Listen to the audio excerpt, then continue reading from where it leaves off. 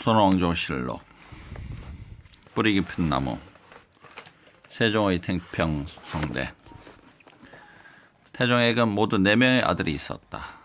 형제간의 모진 싸움 끝에 왕제에 오른 태종은 형제간의 우애가 보다 소중한 건 없느니라 명심하겠습니다. 교육함에 있어서도 특히 우애를 강조했고 왕자들도 잘 따랐다. 형제들과의 사이는 좋지만 그중 태종에게는 고민이 하나 생겼는데, 아버지다. 공부할 시간인데 뭐 하는 거냐? 그게 어서 방으로 들어가 공부하렸다. 장차 왕이 될 몸이 공부는 안 하고 놀기만 좋아하니. 세자 양녕대군은 무엇에든지 얽매이는 걸 싫어했다. 그러니까 자유를 갈망한 셈인데 책, 공부. 나는 놀고 싶단 말이야. 형님 여기 계셨군요. 우리 샥벨로레군. 스승님께서 기다리시니 어서 가시지요. 내가 세자 할래? 공부하는 것도 좋아하는데. 형님. 자식 놀라긴. 양녕의 속마음을 알았을까? 양녕을 패하고 충녕을 세자에 앉히려 하는데. 그 이유는 경들도 잘 알고 있을 거요. 신황이 아래옵니다. 세자를 패하시면 부당하옵니다. 그냥 내 뜻에 따라주시오. 부당하옵니다. 너는 내 말 잘 듣거라. 예, 아바마마. 조선은 고려를 반대하여 세운 나라이다. 우리 이씨가 나라를 얻고도 백성을 위해 한 것이 아무것도 없다. 이는 너희의 몫이니라. 1418년 충녕대군이 조선의 4대 임금으로 즉위하니 이분이 세종이다. 세종의 업적은 너무나도 많다. 아는 것이 힘이다. 지편제를 확대 개편하여 학문 연구기관으로 만드니 우린 모두 과거를 통해 뽑힌 수재들이지. 중국 글을 빌려 쓰자니 어려움이 많구나. 어서 백성들까지 폭넓게 쓸 수 있는 쉬운 우리글을 한번 만들어 봅시다. 지편견 학자들은 열심히 연구하였다. 이건 어때? 거기에다 이걸 보탭시다. 그 대신 이건 빼자고. 아직까지 연구하는 학자들이 있는 모양이군. 저런. 상감마마 행차. 신숙주로구나. 새벽 공기가 찬데. 이건 곤룡포. 이게 왜 여기에? 대감 일어나셨습니까? 상감마마께서 아침 진지를 올리라고 하셨습니다. 상감께서 내가 여기 있는 걸 아시는가? 아까 새벽에 오셔서 겉옷을 덮어주고 가셨습니다. 상감마마, 이 은혜를. 1443년 하늘이 만들어졌다. 한글이 만들어졌다. 자음 17자의 모음 11자. 이 홍민정을 넓히 반포하여 쓰게 합시다. 한글을 이용한 편참 사업도 권장하였다. 용비어천가, 오린천광지고. 음악에도 관심이 많아. 군중에 쓰이는 음악이 너무 갈래가 많아. 정리를 좀 해야지. 이 악보는 아주 쓸모있구려. 이제 행사 때는 이걸 보고 연주하시오. 예, 굉장하대. 가봤어? 아니, 누가 그러더라고. 또 흠경각이라는 것이 있는데 일종의 과학관을 떠올리면 될 것이다. 앙부일구, 차경루, 조국이 등이 여기에 설치되어 있었다. 아니, 이 양반이 또 외박이네? 이때부터 하루에 3번씩 총을 쳐서 백성들에게 시간을 알려줬다. 이젠 나도 늦잠을 잘 수 있다. 세금을 매기는 게 늘 불공평한 것 같소이다. 쌀이 많이 나는 땅에서 많이 내고 딸이 적게 나는 땅에서는 적게 내도록 세법을 고칩시다. 삼복계를 실시하는데 지금의 삼심제도와 같은 것이다. 누명 쓰는 일을 없게 하기 위해서야 3번이나 조사를 한단 말이지. 세상 정말 좋아졌네. 우린 별로다. 북방인들. 아니 왜? 여진족이 괴롭혀 북방인. 두만경변에 사는 사람들은 때때로 여진족의 괴롭힘을 당하였다. 그렇다면 편히 살 수 있게 해줘야지. 김종서 장군이 가보시오. 한길도 더 관찰사로 부임한 김종서는 10여 년의 장기간 계획을 세워 육진을 설치하였다. 조선의 국경은 여기다. 앞으로는 넘어오지 말아라. 4군 육진. 그리하여 이곳이 현재의 국경이 되었다. 세종의 업적은 너무나 많아서 외교, 정치, 문화에서 탁월한 능력을 발휘하신 분으로 자세히 소개하지 못함이 유감이다. 아직 많이 있는데 1445년 세종은 사랑하는 아내 소현왕후를 여의었다. 중전 원래 건강하지 못했던 세종도 병을 얻어 눕게 되었다. 좀 괜찮아졌다 싶으면 또 일을 하시는 거야. 아유 그러면 말리야지요. 어디 우리 말을 들어주시나. 뭐야 아직 태족실록이 만들어지지 않았다고. 벌떡 만들어지지 않았다니. 아바마마 태조실록은 벌써 완성되었습니다. 차나깨나 일 걱정뿐이시니 별궁으로 모시자. 8째 왕자 영응 대군의 거처인 동별궁으로 옮겼다. 32년간의 선정을 베풀다가 1450년 2월 세상을 떠났다. 상감마마 마마. 수많은 업적을 남긴 세종대왕, 특히 세종이 만든 한글은 우리 민족의 큰 자랑이다. 고인인 여의였고 단종과 수양대군. 잠시 이야기 주인공들의 인척관계를 살펴보면 세종은 문종, 단종, 수양대군, 안평대군. 아이고 아들만 해도. 세종의 다음 왕위는 장남 문종으로에게로 이어졌다. 날 보고 아버님만을 닮았다 하지만 아직 멀었어.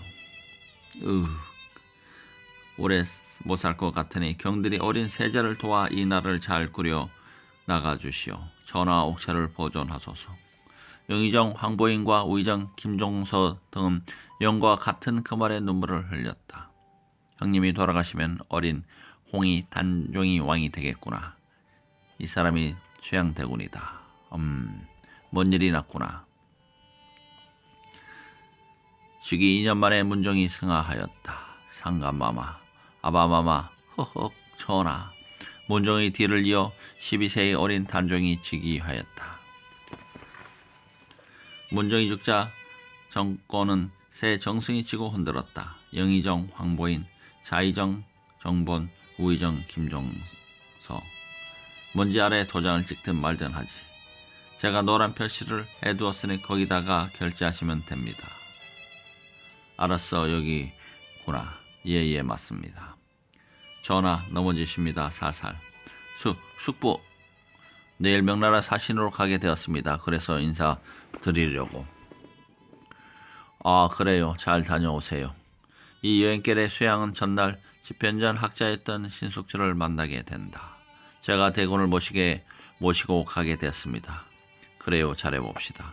신숙주의 중국어 실력은 놀라웠다. 샬라샬라. 와, 경은 참 유식하오. 허허허허. 다른 제도도 있어. 그렇다면 날 좀 도와주시오. 덥석. 이렇게 신숙주는 수양의 사람이 되었다. 허허허. 명나라를 떠나 한양으로 돌아올 때 경덕궁에 둘러보고 싶구나. 경덕궁은 태조 이성계가 머물던 곳으로 개경에 있었다. 여기서 수양대군은 그의 오른팔 한명회를 만나게 된다. 한양으로 돌아오는 수양대군. 무슨 생각을 하는지 그의 눈은 불타오르고 있었다. 단종의 왕위에 오른 그 해, 여기 모인 사람들은 모두 내 뜻을 알고 있는 사람들이요. 단종을 보좌하는 사람 중에 우뚝 선 이는 김종서 장군이요. 먼저 그 사람을 처단합시다. 어떻소? 한명회의 의견이. 우리 모두 대군의 사람입니다. 대군께서 결정하시면 그뿐인 것입니다. 이렇게 음모는 무르익었다. 1453년 10월 수양은 사병을 이끌고 김종서의 집으로 갔다. 모두들 실수 없이 하렸다. 저벅저벅. 왈칵. 아니, 대군께서 이 밤중에 어쩐 일이시오? 읽어보시오. 김종서가 설출에 한눈을 팔자 새 뭉댕이로 김종서를 쳤다. 우와. 여진 정벌과 육진 설치에 공을 세운 김종서는 이렇게 갔다. 날이 밝아 있고란 수양 대군은 단종을 찾아갔다. 반역을 하고자 하여 제가 먼저 벌을 주었습니다. 그 밖에 또 기양 보낼 사람이 많습니다. 자, 잘 알아서 하십시오. 이렇게 하여 천하가 그의 것이 되었다. 영의정, 이조판서, 병조판서 이게 다 내 벼슬이다. 숙부를 반대하는 사람은 모조리 죽거나 기양을 갔다. 불안해서 못 살겠구나. 차라리 1455년 단종은 수양대군에게 왕위를 바쳤다. 숙부 살려만 주세요. 어허허. 웃기만 하고 대답을 안 하시네. 수양대군은 역사의 세조라고 기록된 분이다.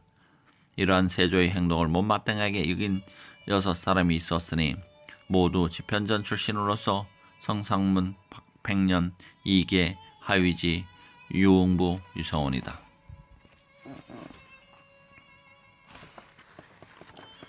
이들은 자주 박팽년의 집에 모여 단정을 보이시킵시다.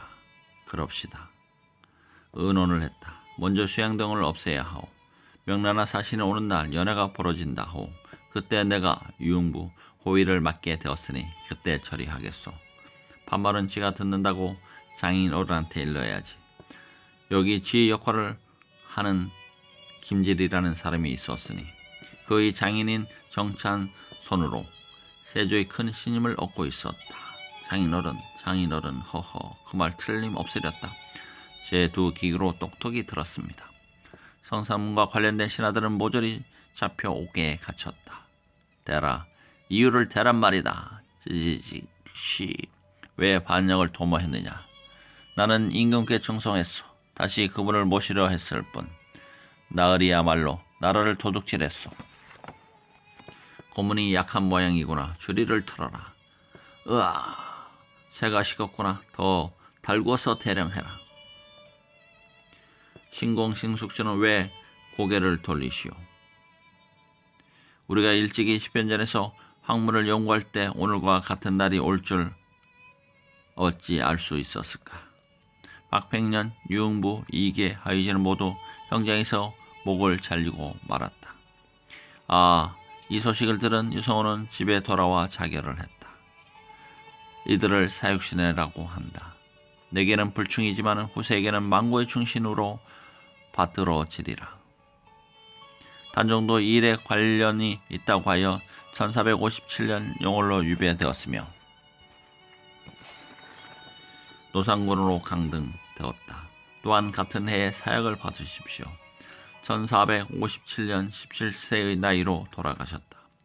그 후 숙종 때 다시 단종으로 복이 되었다. 세조는 선정을 베풀어 자신의 과오를 갚으려 했는지 속이른 법과 누에치는 법을 백성들에게 가르쳐 주시오. 농사에 관심을 가져 여러 가지 정책을 폈고 특히 골래에서 사치를 금했다. 궁궐의 지도층부터 비단옷 대신 무명옷을 입도록 하라. 편찬 사업에도 힘을 썼는데 대표적인 것이 경국대전이다. 즉위하여 14년간 선정을 베풀었으니 너무 나쁜 점만 말하지는 말자. 이른바 법전이지. 잘못 만난 세월. 조광조의 도학정치. 조광조는 성종 13년에 출상했으며 연산군 시대에 가장 감수성이 예민한 소년 시절을 보냈다. 스승님은 훌륭하신 분인데 왜 벼슬을 안 하실까? 조광조의 스승 김굉필은 연산군의 미움을 받아 기양사리를 왔다. 성리학계의 정통한 김굉필은 훗날 조광조에게 조광조를 잊게 한 인물이다. 스승님 늦어 죄송하옵니다. 왜 이리 늦었느냐. 공부를 시작하자. 중정 반정으로 연산군이 쫓겨난 후 조광조는 진사 회시에서 장원급제하여 정윤관의 유생이 되었다. 그의 매력을 점검해보자. 그는 지나칠 정도로 강직했고 거기에다 준수한 외모, 예의 바른 태도에다가 풍부한 지식, 이 모든 것은 조광조를 모든 사람들의 우상으로 만들기에 충분했다. 34살에 사관원의 정원이 되니 그의 굵고 짧은 벼슬살이의 시작이었다. 사관원이란 상관께 전문적으로 충관을 하는 기관이다. 원로 중신들은 힘든 일에 꾀를 피웁니다. 나란 일에 요력을 피운다는 것은 부당합니다. 특히 누구하고 아무개가 심합니다. 대담한 상소로구나. 조광조를 들라 해라. 이리 가까이 오라. 중신들이 열심히 일하게 하려면 어떻게 하면 좋겠는가? 자극제가 필요합니다. 자극, 혈량과를 실시하는 겁니다. 혈량과라. 평소에 덕 있는 사람을 잘 봐두었다가 그들만 따로 시험을 치게 하십시오. 혈령과란 추천과 과거를 합친 것으로 보면 된다. 뭐 우리가 게을러? 호빼 먹물도 마르지 않는 녀석이 설치길. 중종은 혈령과를 인정했으나 중신들은 혈령과를 무시했으니 조광조를 위시한 젊은 선비들의 진출이 돋보였다. 우리들은 광조형을 친형처럼 보신다오. 물이 너무 맑아도 고기가 살지 않는다고 타협을 모르는 고전 성격이 화를 불렀으니 소격사를 진작에 없애야 했는데 없애자고 건의합시다. 소격사란 1월 성신에게 제사를 지내던 곳이다. 홍수가 나거나 가뭄이 계속될 때 왕이 친히 여기서 제사를 지냈다. 조선 동방 예의지국이 없고 유학을 숭상하는 나라입니다. 터무니없는 미신은 추방해야 합니다. 다른 사람들의 생각도 조광조와 같소. 사실 거기서 기도하고 빈다고 무슨 효과가 있겠습니까? 조광조는 믿지만 말은 일리 있구나. 그것이야말로 백성을 속이고 놀리는 것입니다. 현명하신 세종 임금도 제사를 지내셨는데 그분도 잘못이란 말인가? 그분의 유일한 실수가 바로 그것입니다. 무엇이 유일한 실수라고? 경의 말이 좀 심했소이다. 잘한 건 잘한 거고 못한 건 못한 거지요. 이에 조광조를 비롯한 성균관 유생들은 대궐 문 앞에서 연자 시위를 벌였다. 쟤들이 대모를 하네. 그런 걸로 문제가 해결되냐? 말로 해. 그렇게 입을 꽉 다물고 있으면 속병만 생겨. 결국 중종이 고집을 꺾고 소격서의 폐잔에 옥새를 찍어 주었다. 저 고집불통. 이때부터 중종은 조광조가 부담스러웠다. 상감마마 상소를 가져왔습니다. 또 왜? 뭐요? 나라의 공신들이 너무 많습니다. 그러다 보니 하는 일 없이 연금을 타먹는 자가 너무 많습니다. 대부분 내가 정권을 잡게 도와준 사람이로군. 이들을 공신명단에 빼라니. 불필요한 국고 지출은 줄여야 합니다. 그리고 그 돈은 국가 발전에 써야 합니다. 난리 났어. 큰일 났네. 공신명단에서 빠지면 수입이 확 줄 텐데. 안 돼. 얼마 전에 별장을 사느라고 돈을 많이 썼는데 상관께서도 망설이시던 걸. 맞아. 요즘에는 조광조를 싫어하셔. 애송이가 너무 설쳐. 탄핵합시다. 중종은 이 문제 때문에 뜬 눈으로 밤을 새웠다. 국고 지출을 줄이기 위해서는 어쩔 수 없지. 그러나 조광조의 개혁 정치도 반대파의 음모로 막을 내리는데 어쩐다. 어명이다. 조광조를 체포하라는 어명이다. 1519년 조광조를 위시한 많은 유생들이 사역을 받거나 귀향을 갔다. 오직 나라 걱정을 했을 뿐 개인의 욕심을 채우기 위한 것은 아니었다. 아까운 사람이 가는구나. 세월을 잘못 만난 탓이지. 안 됐다. 김윤현의 많은 선비들이 화를 입었다 하여 이를 기묘사화라고 한다. 조선의 공부벌레들 이황과 이. 고려가 불교의 나라라면 석가. 조선은 유교의 나라이다. 공자. 그 중에서도 우주의 근원과 인간의 심성 문제를 철학적으로 규명하려는 성리학이 주종을 이루었는데 중국의 주자라는 사람이 연구했기 때문에 주작이라고도 하지. 우리나라에 들어온 것은 고려 말이지만 조선시대의 발전을 했다. 우리처럼 젊은이들만 성리학을 받아들였지. 정몽주가 이에 정통하여 나라를 다스릴 때는 성리학이 불교보다 낫구나. 수제자 길자에게 전수하고 나 길자는 수제자 김숙자를 길렀지. 참 숙자는 남자야.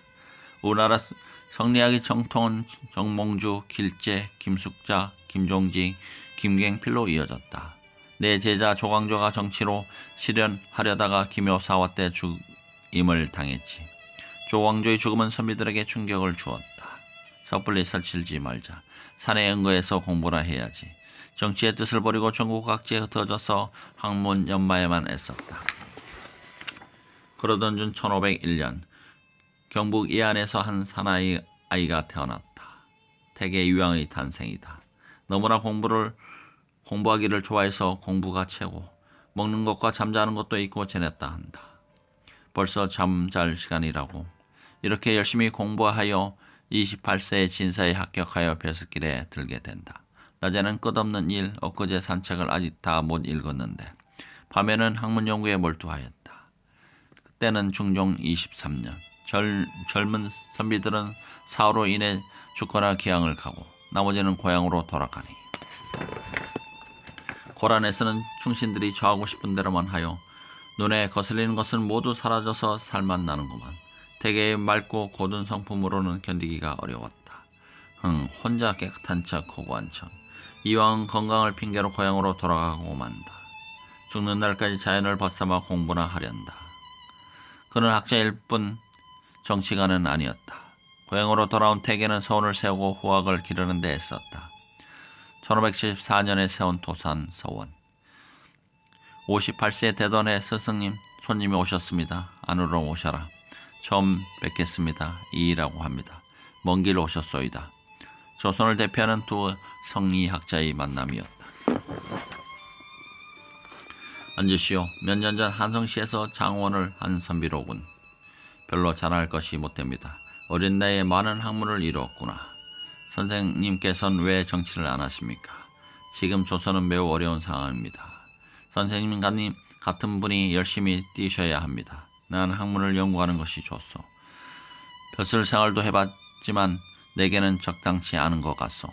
배움이란 실천되어야 이로운 것 아닌지요. 단지 지식으로만 머문다면 나는 머리로만 헤아리지 몸으로 행하는 능력이 없는 모양이요. 보아하니 젊은이는 다 갖춘 것 같소이다. 있는 거 없는 것은 몰라도 노력은 해볼까 합니다. 다음날 율곡은 도산 서원을 뒤로하고 떠났다. 임금께서 충신을 얻으셨구나. 10년이 흘러 율곡이 32살 되던 해에 선조께서 16세 나이로 즉위하셨다. 상gem이 어린이 내가 수렴청정하겠소. 인순왕후 심씨. 인순왕후 심씨의 권세를 믿고 그의 일족 심통원이 국정을 어지럽혔다. 우리 한번 멋지게 삽시다. 저기 심통원이 온다. 어허, 아니 왜 인사를 안 하는 게야? 저 안녕하십니까. 확 기양 보내버릴까 보다. 저희 집에 산삼이 한 뿌리 있사온데 언제 한가 하오신지. 내일 저녁에 오게. 와, 저걸 정말 앞에서는 꼼짝 못하더니 그러는 너도 꼼짝 못하던데 뭘. 이율곡. 보다 못한 이율곡은 상소를 올렸다. 상검마마, 심통원의 죄는 이미 극에 달해 있사옵니다. 심통원은 일찍이 김한노와 윤원영 등의 간신배와 온갖 부정부패를 일삼았던 자이옵니다. 이게 정말인지요? 글쎄. 조심하라 타일러 주십시오. 한 번 더 상소가 올라오면은 아이고 어리게 봤더니 야무지구나. 손자는 율곡과 함께 공부하기를 좋아했다. 그대의 배움은 끝이 없구려. 제가 쓴 것이옵니다. 동호문답이라. 동호문답은 나라를 다스리는 일치를 정리한 책으로 율곡이 조술하여 손조께 바쳤다. 율곡은 몸이 10개라도 모자랄 정도로 일을 많이 한 분이다. 공부 아는 것이 힘이다. 공자왈 맹자왈 내가 아는 바를 책으로 남기자. 내 고향 파주에서 향학을 실시하라. 우리끼리 지키는 예절 같은 거야. 서로 돕고 잘 살아는 듯. 이 일을 이렇게 합시다. 국제정세도 정탁하여 왜구가 다시 날 테니 10년 안에 난리가 날 거요. 10년 양병설을 조장하였는데 유비무한. 준비를 해야 당황하지 않습니다. 지금은 태평성대요. 이런 식의 군을 기르면 민심이 불안해 떱니다. 어찌 생각이 그리 짧소. 승정원. 아까부터 상가께서 찾으시는데 안 가고 뭘 하오. 현기증이 나서 그럽니다. 이 일이 사람들 입에 오르내리고 채 아주 건방져졌어. 신망 양병설이 무시됐다고 화가 났나봐. 매년 승질을 하더니 배는 게 없나 보지. 소인배들과 이 일을 도모하기가 어렵구나. 일찍 이태계 선생님께서 낙향하신 이유를 알겠다. 율곡은 고향으로 돌아왔다. 율곡대학께서 사표를? 이럴 수가. 전국 유생들과 평소 그를 잘 알던 친구들의 향의 상소가 빗발쳤다. 통촉하소서. 그렇게 내가 뭐랬소. 사표를 수여해야 하는 게 아니었는데 저 잔소리. 그러나 율곡은 이미 병을 얻어 자리에 누웠다. 율곡은 차근차근 유언을 남겼으며 을복을 단정히 한 후 동쪽으로 머리를 두고 세상을 떠나니 향년 49세였다. 선조께서는 3일 동안 조회를 열지 않았고 전국의 많은 선비들도 율곡의 죽음을 슬퍼하였다. The stars shine too.